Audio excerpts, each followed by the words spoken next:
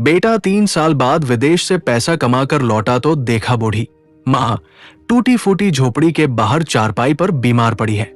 फिर बेटे ने जो किया। दोस्तों, 3 साल, पूरे 3 साल बाद आज रवि अपने गांव की मिट्टी पर कदम रख रहा था। वही गांव जहां कभी उसकी हंसी गूंजती थी, जहां उसकी मां की आवाज सुबह की आरती की तरह हर दिन उसे जगाया करती थी। और आज जब वो विदेश से ढेर सारे सपने, पैसों से भरा सूटकेस और अपने सीने में हजारों उम्मीदें लेकर वापस लौट रहा था, तो उसके मन में बस एक ही तस्वीर थी, उसकी बूढ़ी मां की मुस्कुराती हुई आंखें, जो उसे देखते ही भर आएंगी और कहेंगी, मेरा बेटा आ गया। हवाई जहाज से उतरते ही उसने फोन निकाला और मां का नंबर मिलाया, लेकिन हर बार की तरह वही ठंडी सी आवाज आई, जिस नंबर पर आप कॉल कर रहे हैं वो स्विच ऑफ है। उसने खुद को समझाया, गांव में नेटवर्क नहीं आता होगा। टैक्सी में बैठकर जब वो शहर से गांव की ओर बढ़ा, तो रास्ते भर उसकी आंखों के सामने बीते 3 साल घूमते रहे। कैसे उसने दुबई की तपती धूप में दिन रात मेहनत की, कैसे उसने अपने हाथों के छालों को छुपाकर मां से कहा था, मैं यहां बहुत खुश हूं मां, बस थोड़ा काम ज्यादा है। जबकि सच्चाई यह थी कि वो हर रात मां की तस्वीर सीने से लगाकर रोता था, क्योंकि उसके पिता की मौत के बाद मां ने ही खेतों में मजदूरी करके उसे बड़ा किया था, खुद भूखी रहकर उसे खिलाया था, अपने गहने बेचकर उसकी टिकट बनवाई थी और जाते वक्त बस इतना कहा था, बेटा पैसा कमाना और खुद को मत खो देना। जैसे जैसे टैक्सी कच्चे रास्तों पर हिलती हुई आगे बढ़ी, रवि का दिल अजीब सी बेचैनी से भरने लगा। उसने देखा गांव पहले जैसा नहीं रहा। कुछ पक्के मकान बन गए थे, कुछ नए लोग आ गए थे, लेकिन उसका दिल सिर्फ अपने छोटे से मिट्टी के घर की ओर दौड़ रहा था। जैसे ही टैक्सी उसके घर के सामने रुकी, वो बिना किराया दिए ही उतर पड़ा। सूटकेस वही छोड़ दिया। उसकी नजर जैसे ही सामने पड़ी, उसके कदम वही जम गए। वो घर नहीं रहा था। दीवारों की मिट्टी झड़ चुकी थी, छप्पर आधा गिर चुका था और बाहर आंगन में एक पुरानी टूटी चारपाई पर कोई लेटा हुआ था। उसका दिल जोर से धड़कने लगा। वो धीरे धीरे आगे बढ़ा और जैसे ही पास जाकर देखा, उसकी सांस रुक गई। वो उसकी मां थी, उसकी बूढ़ी मां, जो अब पहले से भी ज्यादा कमजोर हो चुकी थी। चेहरा सूख कर कागज जैसा हो गया था, बाल और भी सफेद, आंखें धंसी हुई और वो बेबसी पड़ी थी। उसके पास एक थाली, लोटा और आधी दवाई की पन्नी रखी थी। रवि के हाथ कांपने लगे। उसने झुककर मां को हिलाया, मां, मां। उसकी आवाज भर्रा गई। मां की पलकों में हल्की सी हरकत हुई। उन्होंने धीरे धीरे आंखें खोली। कुछ पल तक जैसे पहचानने की कोशिश करती रही, फिर होंठ कांपे और बहुत धीमी आवाज निकली, रवि। और इतना सुनते ही रवि की आंखों से आंसू ऐसे बह निकले जैसे 3 साल का सारा दर्द एक साथ बाहर आ गया हो। उसने मां का सिर अपनी गोद में रख लिया। मां, मैं आ गया, देखो मैं आ गया। लेकिन मां के हाथ इतने कमजोर थे कि वो उसे ठीक से छू भी नहीं पा रही थी। तभी पीछे से किसी औरत की आवाज आई, अब आया है बेटा। जब सब खत्म हो गया, रवि ने पलट कर देखा। पड़ोस की चाची खड़ी थी। उनकी आंखों में दर्द और गुस्सा दोनों था। 3 साल से तेरी मां तेरी राह देख रही थी। रोज कहती थी, मेरा बेटा आएगा, मेरा बेटा मुझे शहर ले जाएगा। लेकिन बेटा, तेरी मां ने इन 3 सालों में बहुत कुछ सहा है। रवि का दिल बैठ गया। क्या हुआ चाची? चाची ने भारी आवाज में कहा, तेरे चाचा ने कर्ज के नाम पर खेत अपने नाम कर लिए, तेरी मां को घर से निकाल दिया, कह दिया जब बेटा विदेश से आएगा तब देखेंगे। तब से ये यही बाहर पड़ी है। कभी किसी ने रोटी दे दी, कभी किसी ने दवाई। ये सुनकर रवि के अंदर जैसे आग भड़क उठी। उसकी आंखें लाल हो गई। उसने मां के सूखे हाथों को पकड़कर कसकर थाम लिया और दांत भींचकर बोला, अब मैं आ गया हूं। मां, अब कोई तुम्हें हाथ भी नहीं लगा सकता। लेकिन तभी मां ने बहुत मुश्किल से उसकी कलाई पकड़ी और फुसफुसाई, बेटा गुस्सा मत करना, रिश्ते टूट जाएंगे। रवि का दिल और भी टूट गया, जिसने खुद को जलाकर उसे बड़ा किया। वो आज भी रिश्तों को बचाने की बात कर रही थी, जबकि खुद टूटी चारपाई पर पड़ी थी। तभी अचानक मां को तेज खांसी का दौरा पड़ा। उनके मुंह से खून की हल्की सी धार निकली। रवि के पैरों तले जमीन खिसक गई। मां, उसने जोर से चिल्लाकर आसपास मदद के लिए पुकारा, लेकिन गांव वाले बस दूर खड़े तमाशा देख रहे थे, जैसे ये कोई आम बात हो। रवि ने बिना एक पल गवाए मां को अपनी बाहों में उठा लिया। वो हल्की सी लग रही थी, जैसे बस हड्डियों का ढांचा रह गया हो। उसने मां को सीने से लगाया और दौड़ पड़ा। उसके दिमाग में सिर्फ एक ही बात थी, मैंने पैसा कमाया किस लिए? अगर आज मां को नहीं बचा पाया तो सब बेकार है। गांव के बाहर जाते वक्त उसकी नजर अपने चाचा के पक्के मकान पर पड़ी, जो पहले उनका था, और उस घर की छत पर खड़ा उसका चचेरा भाई मोबाइल पर हंस रहा था।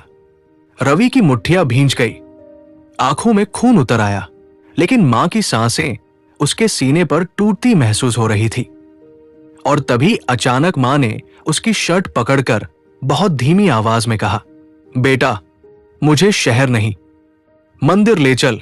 रवि ठिठक गया, उसकी आंखों में डर उतर आया। क्यों मंदिर? मां ऐसा क्यों कह रही है? क्या उन्हें अपनी हालत का अंदाजा हो गया है? और क्या 3 साल की कोई ऐसी सच्चाई है जो अभी सामने आनी बाकी है? रवि के कदम एक पल को रुक गए, पर अगले ही क्षण उसने मां को और कसकर अपनी बाहों में भर लिया और मंदिर की दिशा में दौड़ पड़ा। शाम ढलने लगी थी। आसमान का लाल रंग जैसे किसी अनजाने तूफान का संकेत दे रहा था। उसकी सांसें तेज थी, दिल बेकाबू धड़क रहा था, और मां की सांसें उसके सीने पर टूटती हुई महसूस हो रही थी। गांव का पुराना शिव मंदिर पहाड़ी के पास था, जहां बचपन में वो मां के साथ हर सोमवार जाया करता था।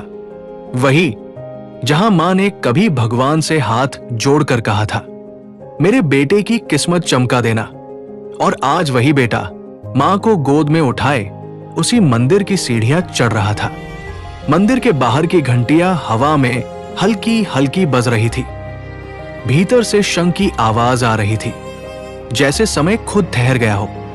रवि ने मां को मंदिर के आंगन में बिछी पुरानी दरी पर लिटाया।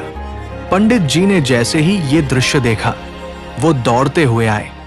अरे रवि बेटा! उनकी आंखों में पहचान और दुख दोनों थे। रवि की आवाज कांप रही थी, पंडित जी, मां को बचा लीजिए। पंडित जी ने मां की नाड़ी टटोली, माथे पर हाथ रखा और उनकी आंखें भर आई।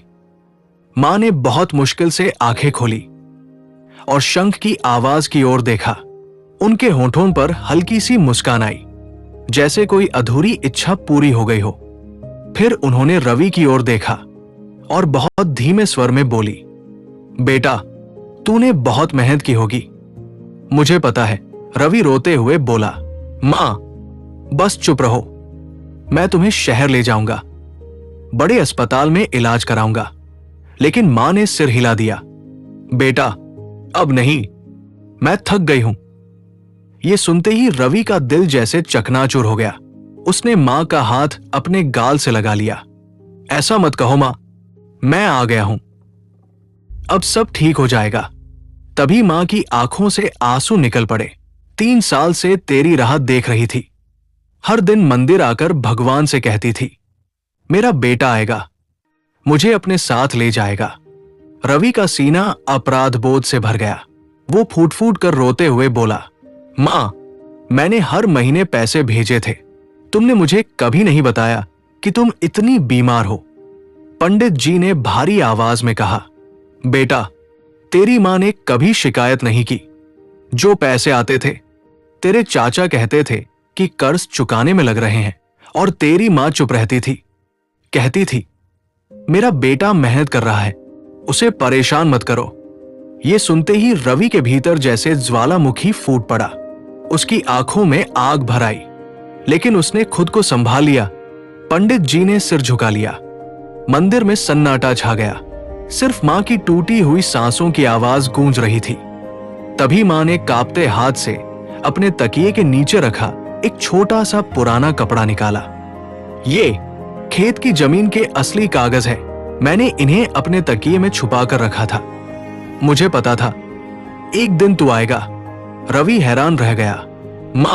माँ की आवाज और धीमी हो गई। तेरे चाचा ने धोखा किया, पर बेटा बदला मत लेना, बस अपना हक वापस ले लेना और इस गांव की किसी मां को यूं तड़पने मत देना। रवि की आंखों से आंसू रुक नहीं रहे थे। उसने कागज अपने सीने से लगा लिए। तभी मां की सांसें और भारी होने लगी। उन्होंने आखिरी बार शंख की ओर देखा, फिर रवि की ओर। उनके होठों पर एक अधूरी सी मुस्कान आई और बहुत धीमे से कहा, मेरा बेटा आ गया। और उनका हाथ ढीला पड़ गया। उस पल जैसे समय थम गया। मां, रवि चीख उठा। उसकी आवाज पूरे मंदिर में गूंज गई। पंडित जी की आंखों से भी आंसू बह निकले। घंटियां हवा में अपने आप बजने लगी, जैसे खुद भगवान भी इस बिछड़न के साक्षी बन गए हों। रवि ने मां के निर्जीव शरीर को सीने से लगा लिया। उसकी रुलाई रुकने का नाम नहीं ले रही थी। वो बार बार खुद को कोस रहा था। काश मैं पहले आ जाता, काश मैं समझ पाता, लेकिन अब बहुत देर हो चुकी थी। बाहर गांव के कुछ लोग इकट्ठा हो गए थे। कोई ताज्जुब से देख रहा था, कोई फुसफुसा रहा था और दूर खड़ा उसका चाचा भी ये सब देख रहा था। चेहरे पर अजीब सी घबराहट थी, क्योंकि शायद उसे अंदाजा हो गया था कि अब कहानी बदलने वाली है। रवि की आंखों में अब सिर्फ आंसू नहीं थे, उनमें एक अडिग संकल्प भी था। उसने मां के ठंडे माथे को चूमा और मन ही मन कसम खाई, मां, मैं तुम्हारा हक लेकर रहूंगा, पर तुम्हारे कहे बिना रिश्ते नहीं तोड़ूंगा। बस सच सामने लाऊंगा। लेकिन क्या सच सामने लाना इतना आसान होगा? क्या चाचा और गांव वाले उसे यूं ही उसका हक दे देंगे? और इन 3 सालों में आखिर और क्या क्या हुआ था जो अभी सामने आना बाकी है। मंदिर की सीढ़ियों पर बैठा रवि अब रो नहीं रहा था। उसकी आंखें सूख चुकी थी। आंसुओं की जगह उनमें अब एक अजीब सी खामोश आग चल रही थी। मां का अंतिम संस्कार पूरे गांव के सामने हुआ। वही लोग जो 3 साल तक उसकी मां को टूटी चारपाई पर तड़पते देखते रहे थे, आज आंसू बहाने का दिखावा कर रहे थे। और सबसे आगे खड़ा था उसका चाचा राम नारायण। चेहरे पर बनावटी दुख और भीतर छुपी बेचैनी साफ दिख रही थी। चिता की लपटें जब आसमान छूने लगी तो रवि के अंदर भी कुछ जल रहा था।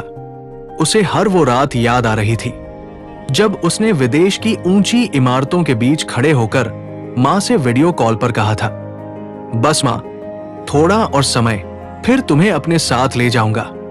और उधर मां हर बार मुस्कुराकर कहती थी, मैं यही ठीक हूं बेटा। उसे क्या पता था कि वो मुस्कान दर्द के पर्दे के नीचे छुपा एक सच थी।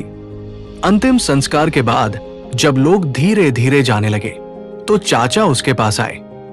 कंधे पर हाथ रखकर बोले, बेटा, जो होना था हो गया, भगवान की मर्जी। रवि ने पहली बार उनकी आंखों में सीधा देखा। भगवान की मर्जी या किसी और की? चाचा एक पल को सख्त रह गए, फिर बोले, तू क्या कहना चाहता है? रवि ने जेब से वो मुड़े तुड़े कागज निकाले जो मां ने दिए थे और हवा में लहराते हुए कहा, मैं ये कहना चाहता हूं कि जिस घर और खेत को आपने कर्ज के नाम पर अपने नाम किया, उसके असली कागज मेरे पास है। आसपास खड़े लोग चौंक गए। फुसफुसाहट तेज हो गई। चाचा का चेहरा सफेद पड़ गया। ये सब झूठ है। तेरी मां बीमार थी, उसे कुछ पता नहीं था। रवि की आवाज अब शांत थी, लेकिन उसमें तूफान छुपा था। मेरी मां बीमार थी, लेकिन बेवकूफ नहीं थी। वो आगे बढ़ा। 3 साल में मैंने जो पैसे भेजे वो कहाँ गए? किस कर्ज में लगे? किस हिसाब में लिखे?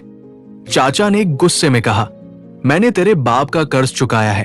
तभी भीड़ में से बूढ़े हरिराम काका की आवाज आई, कौन सा कर्ज? राम नारायण, तेरे भाई ने मरते वक्त सारा हिसाब साफ कर दिया था। ये सुनते ही माहौल बदल गया। लोग एक दूसरे की तरफ देखने लगे। चाचा की पत्नी दूर खड़ी कांप रही थी। रवि ने मौका देखकर कहा, मैं यहां लड़ने नहीं आया, बस अपना हक लेने आया हूं, जो मेरा है। वो मुझे चाहिए, और जो मेरी मां के साथ हुआ उसका जवाब भी। चाचा ने आखिरी दाव खेलते हुए कहा, अगर तूने पुलिस कोर्ट किया तो रिश्ते हमेशा के लिए खत्म हो जाएंगे। रवि के दिमाग में मां की आखिरी बात गूंज उठी। रिश्ते मत तोड़ना। उसने गहरी सांस ली और कहा, मैं रिश्ते नहीं तोड़ूंगा चाचा, पर सच से भागूंगा भी नहीं। उसी रात वो अपने टूटे घर के पास बैठा देर तक सोचता रहा।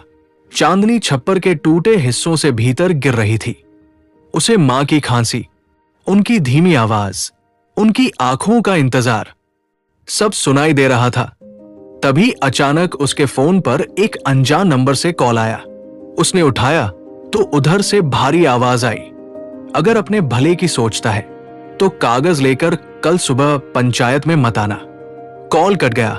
रवि के हाथ सख्त हो गए। इसका मतलब साफ था, मामला सिर्फ चाचा का नहीं था, कुछ और लोग भी इसमें शामिल थे। शायद वो पैसे जो वो भेजता रहा कहीं और गए थे। शायद गांव के कुछ बड़े लोग भी इस खेल में थे। उसकी आंखों में फिर वही आग जल उठी। उसने मन ही मन ठान लिया, अब खेल खुलेगा, सबके सामने खुलेगा। अगली सुबह पंचायत बुलाई गई। पूरे गांव के सामने सच रखने का फैसला हो चुका था। लेकिन क्या पंचायत में सच की जीत होगी या ताकतवर लोग फिर उसे दबा देंगे? और वो रहस्यमयी कॉल, उसके पीछे कौन था? क्या रवि अकेला इस लड़ाई को जीत पाएगा या उसके खिलाफ पूरा गांव खड़ा हो जाएगा? सुबह की हवा में अजीब सी ठंडक थी, लेकिन रवि के भीतर जो आग जल रही थी वो किसी तूफान से कम नहीं थी। पंचायत चौपाल पर चारों तरफ गांव वाले इकट्ठा हो चुके थे। बीच में लकड़ी की पुरानी मेज, उस पर लाल कपड़ा बिछा हुआ, और सामने बैठे थे सरपंच शौगर सिंह, जिनकी मूंछों के नीचे छिपी मुस्कान बहुत कुछ कह रही थी। रवि जैसे ही हाथ में कागज लेकर आगे बढ़ा, उसकी नजर भीड़ में खड़े अपने चाचा राम नारायण पर पड़ी। उनके चेहरे पर आत्मविश्वास लौटा हुआ था, जैसे रात की घबराहट अब गायब हो चुकी हो। तभी उसे याद आया वो अनजान फोन कॉल, अगर अपने भले की सोचता है तो मत आना। इसका मतलब साफ था, आज सिर्फ सच नहीं, साजिश भी सामने आने वाली थी। सरपंच ने भारी आवाज में कहा, रवि बेटा, जो कहना है सबके सामने कहो। रवि ने बिना घबराए जेब से जमीन के असली कागज निकाले और ऊंची आवाज में बोला, ये मेरे पिता की जमीन के असली दस्तावेज हैं, जिन पर मेरे चाचा ने फर्जी कर्ज दिखाकर कब्जा कर लिया। भीड़ में हलचल मच गई। सरपंच ने कागज हाथ में लेकर देखे, उनकी भौहें तंग गई, पर उन्होंने तुरंत चेहरा संभाल लिया। राम नारायण, तुम कुछ कहना चाहोगे? चाचा उठे, ये सब झूठ है। ये लड़का विदेश से पैसे लेकर आया है और अब हमें बदनाम करना चाहता है। तभी भीड़ में से एक और आवाज आई, और जो पैसे रवि ने भेजे वो कहाँ गए? ये आवाज थी स्कूल के मास्टर दिनेश की, जो हमेशा सच के साथ खड़े रहते थे। चाचा एक पल को चुप हो गए, फिर बोले, वो पैसे गांव के कर्ज चुकाने में लगे। मास्टर दिनेश ने तुरंत कहा, कौन सा कर्ज? हिसाब दिखाइए। चौपाल पर सन्नाटा छा गया। रवि ने महसूस किया कि मामला अब सिर्फ उसके परिवार का नहीं रहा, ये सच और झूठ की लड़ाई बन चुका था। तभी सरपंच ने गला खंखार कर कहा, देखो, बिना सबूत के किसी पर आरोप नहीं लगा सकते। रवि ने तुरंत कहा, सबूत मेरे पास है। उसने मोबाइल निकाला और बैंक स्टेटमेंट दिखाया, जिसमें हर महीने भेजी गई रकम साफ दिखाई दे रही थी। और ये रही वो रसीदें जो चाचा ने मुझे व्हाट्सएप पर भेजी थी, जिनमें कर्ज का नाम था। लेकिन असली कर्जदारों से पूछने पर पता चला कि ऐसा कोई कर्ज था ही नहीं। ये सुनते ही भीड़ में खुसर पुसर तेज हो गई। चाचा का चेहरा लाल हो गया। उन्होंने गुस्से में कहा, ये सब मिलकर साजिश कर रहे हैं। तभी अचानक चौपाल के पीछे से दो अनजान आदमी आ गए। उनके चेहरे सख्त थे। उनमें से एक ने धीमी आवाज में कहा, रवि, ज्यादा हीरो मत बन, वरना पछताएगा। ये वही आवाज थी जो रात को फोन पर आई थी। रवि का दिल एक पल को धड़क उठा, लेकिन उसने खुद को संभाला। सच बोलना हीरो बनना नहीं होता। उसने ऊंची आवाज में कहा, अगर मुझे या मेरे परिवार को कुछ हुआ तो मैं सीधा पुलिस में जाऊंगा। भीड़ में डर और बेचैनी फैल गई। सरपंच अब असहज हो चुके थे क्योंकि मामला उनके हाथ से निकलता दिख रहा था। मास्टर दिनेश आगे आए और बोले, अगर कागज असली है तो जमीन रवि की है, और अगर पैसों का हिसाब नहीं है तो जांच होनी चाहिए। ये सुनकर कुछ और गांव वाले भी रवि के समर्थन में बोलने लगे। माहौल बदलने लगा था। चाचा के चेहरे पर पसीना आ गया, लेकिन तभी उन्होंने आखिरी वार किया, ठीक है, अगर जमीन तेरी है तो ये भी साबित कर कि तेरी मां ने खुद मुझे अधिकार नहीं दिया था। ये सुनते ही रवि ठिठक गया। क्या मतलब? चाचा ने जेब से एक और कागज निकाला। ये तेरी मां के हस्ताक्षर वाला दस्तावेज है जिसमें उन्होंने जमीन मुझे सौंप दी। चौपाल में सन्नाटा छा गया। रवि के पैरों तले जमीन खिसक गई। उसने कांपते हाथों से वो कागज लिया। हस्ताक्षर मां के जैसे ही लग रहे थे, लेकिन क्या ये सच था? क्या मां ने मजबूरी में ऐसा किया था, या ये भी एक चाल थी? उसकी आंखों के सामने मां का कमजोर चेहरा घूम गया। क्या उन्होंने सच में हार मान ली थी, या उनसे जबरदस्ती हस्ताक्षर करवाए गए थे? अब लड़ाई और गहरी हो चुकी थी। सिर्फ जमीन की नहीं, मां की इज्जत और सच्चाई की थी। रवि ने सिर उठाकर चाचा की आंखों में देखा और कहा, अगर ये हस्ताक्षर असली है तो मैं पीछे हट जाऊंगा, लेकिन अगर ये फर्जी निकले तो फिर सच से कोई नहीं बच पाएगा। चौपाल की हवा भारी हो चुकी थी। हर चेहरा अगले पल का इंतजार कर रहा था, और रवि के सामने अब सबसे बड़ा सवाल था, क्या वो साबित कर पाएगा कि ये दस्तावेज झूठा है, या साजिश इतनी गहरी है कि सच दबकर रह जाएगा? चौपाल पर उस कागज के सामने खड़ा रवि जैसे पत्थर का हो गया था। उसकी उंगलियां कांप रही थी, लेकिन आंखें टिकी थी। वो कागज पर बने उन हस्ताक्षरों को घूर रहा था जो पहली नजर में उसकी मां के ही लग रहे थे। वही हल्का सा झुकाव, वही आखिरी अक्षर पर थोड़ा कंपन, वही स्याही का दबाव।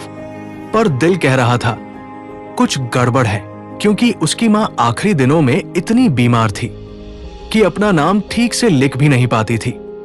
फिर इतने साफ और पूरे होश में किए गए हस्ताक्षर कैसे संभव थे? भीड़ में खड़े लोग अब दो हिस्सों में बंट चुके थे। कुछ लोग चाचा के साथ थे, कुछ रवि के साथ, और कुछ तमाशा देखने आए थे। सरपंच शौगर सिंह ने कागज को गौर से देखा, फिर धीरे से कहा, अगर ये हस्ताक्षर असली है तो मामला खत्म। मास्टर दिनेश तुरंत बोल पड़े, और अगर ये फर्जी है तो? चौपाल में एक बार फिर सन्नाटा छा गया। हवा जैसे रुक गई हो। तभी रवि ने गहरी सांस ली और बहुत शांत आवाज में कहा, मैं ये साबित करूंगा कि ये दस्तावेज झूठा है। चाचा हंस पड़े। कैसे? तेरी मां तो अब है नहीं, जो पूछ ले। ये वाक्य रवि के सीने में तीर की तरह लगा, पर उसने खुद को संभाला। मां नहीं है, लेकिन उनका सच अभी जिंदा है। उसने मोबाइल निकाला और कहा, मेरे पास मां के कई पुराने दस्तावेज हैं, बैंक के फॉर्म, राशन कार्ड, आधार कार्ड पर किए गए उनके हस्ताक्षर। मैं इन्हें शहर की फॉरेंसिक लैब में भेजूंगा। ये सुनते ही चाचा के चेहरे का रंग उड़ गया। उन्हें शायद उम्मीद नहीं थी कि मामला इतना आगे जाएगा। तभी भीड़ में से एक बुजुर्ग महिला बोली, मैं गवाही दूंगी। सबकी नजरें उसकी ओर घूम गई। वो थी सरस्वती काकी, जो उसी गली में रहती थी जहां रवि का घर था। उन्होंने कांपती आवाज में कहा, तेरी मां बीमार थी। राम नारायण कागज लेकर आए थे। बोले, बस औपचारिकता है। तेरी मां ने पहले मना किया, फिर उन्होंने धमकाया कि अगर साइन नहीं किए तो झोपड़ी भी छीन लेंगे। ये सुनते ही भीड़ में हलचल मच गई। चाचा चीख पड़े, ये सब झूठ है। लेकिन अब मामला पलट रहा था। मास्टर दिनेश ने कहा, अगर गवाह है तो जांच होगी। तभी वही दो अनजान आदमी फिर आगे बढ़े। उनमें से एक ने धीमे से कहा, बहुत हो गया नाटक। और अचानक चौपाल में धक्का मुक्की शुरू हो गई। कुछ लोग रवि को पीछे खींचने लगे, कुछ चाचा को बचाने लगे। माहौल बेकाबू हो गया। पर इसी अफरातफरी में रवि ने साफ देखा, उन दोनों अनजान आदमियों की जेब से एक रजिस्टर गिरा जिसमें कुछ नाम और रकम लिखी थी। उसने फुर्ती से वो रजिस्टर उठा लिया, और जैसे ही पन्ने पलटे उसकी आंखें फैल गई। उसमें कई गांव वालों के नाम थे और सामने रकम लिखी थी, वही रकम जो उसने 3 साल में भेजी थी। इसका मतलब साफ था, यह सिर्फ जमीन हड़पने का खेल नहीं था, यह पूरे गांव में फैला भ्रष्टाचार था। सरपंच, चाचा और कुछ अन्य लोग मिलकर विदेश से आने वाले पैसों को अलग अलग बहानों में बांट रहे थे। रवि ने ऊंची आवाज में कहा, "ये देखिए सबूत," और रजिस्टर हवा में लहरा दिया। भीड़ ठिठक गई। सरपंच के चेहरे पर पसीना छलक आया। ये फर्जी है, लेकिन अब उनकी आवाज में पहले जैसा आत्मविश्वास नहीं था। मास्टर दिनेश ने रजिस्टर हाथ में लिया और पन्ने पलटते हुए बोले, "यहां तो हर महीने की तारीख भी लिखी है और रकम वही है जो रवि ने भेजी थी।" भीड़ में खड़े कई लोग अब बुदबुदाने लगे, "तो हमारे नाम पर भी पैसे खाए गए?" धीरे धीरे सच का जाल खुलने लगा। चाचा की आंखों में अब डर साफ दिख रहा था। उन्होंने आखिरी कोशिश करते हुए कहा, "रवि, सोच ले, लेकिन अगर तूने ये सब बाहर फैलाया तो गांव की बदनामी होगी।" रवि की आंखों में आंसू ठहर गए, पर इस बार वो कमजोरी के नहीं, दृढ़ता के थे। "जब मेरी मां चारपाई पर पड़ी थी, तब किसे बदनामी की चिंता थी?" उसकी आवाज चौपाल में गूंज गई। "जब उन्होंने बिना दवाई के रातें काटी, तब किसे इज्जत की फिक्र थी?" पूरा माहौल बदल चुका था। अब कई गांव वाले रवि के साथ खड़े हो गए। सरपंच ने धीरे से कहा, "ठीक है, अगर जांच होगी तो सबके सामने होगी।" पर रवि जानता था कि यह आसान नहीं होगा। उसने फैसला किया कि वो शहर जाकर कानूनी कार्रवाई करेगा, फॉरेंसिक जांच करवाएगा, बैंक स्टेटमेंट और रजिस्टर सब पुलिस को देगा। उसी शाम वो शहर के लिए निकल पड़ा, मां की तस्वीर जेब में रखी और मन में एक ही वादा, "मैं तुम्हारा नाम साफ करूंगा।" रास्ते भर उसे मां की आवाज सुनाई देती रही, "रिश्ते मत तोड़ना।" और वो सोचता रहा, क्या सच की लड़ाई रिश्तों को बचा पाएगी या ये आग सब कुछ जला देगी? शहर पहुंचकर उसने वकील से मुलाकात की। दस्तावेज दिखाए। वकील ने कहा, "मामला मजबूत है, पर सामने वाले लोग भी ताकतवर हैं, धमकियां मिलेंगी।" और सच में उसी रात होटल के कमरे में किसी ने दरवाजे पर पत्थर फेंका। एक चिट्ठी भी अंदर सरका दी गई, "मामला वापस ले लो, वरना अंजाम बुरा होगा।" रवि ने चिट्ठी उठाई, पढ़ी। उसकी आंखों में अब डर नहीं था, बस मां की अंतिम मुस्कान थी। अगले दिन दस्तावेज फॉरेंसिक जांच के लिए भेजे गए। बैंक में आधिकारिक शिकायत दर्ज हुई और पुलिस में रिपोर्ट लिखवाई गई। अब खेल खुल चुका था। गांव में खबर फैल गई कि रवि ने केस कर दिया है। कुछ लोग खुश थे, कुछ डर गए थे और कुछ अब भी साजिश में लगे थे। लेकिन असली फैसला अभी बाकी था। क्या फॉरेंसिक रिपोर्ट सच उजागर करेगी? क्या अदालत में रवि की जीत होगी, या साजिश करने वाले आखिरी वार की तैयारी कर रहे हैं? शहर की ठंडी अदालत की सीढ़ियों पर खड़ा रवि उस दिन अकेला नहीं था।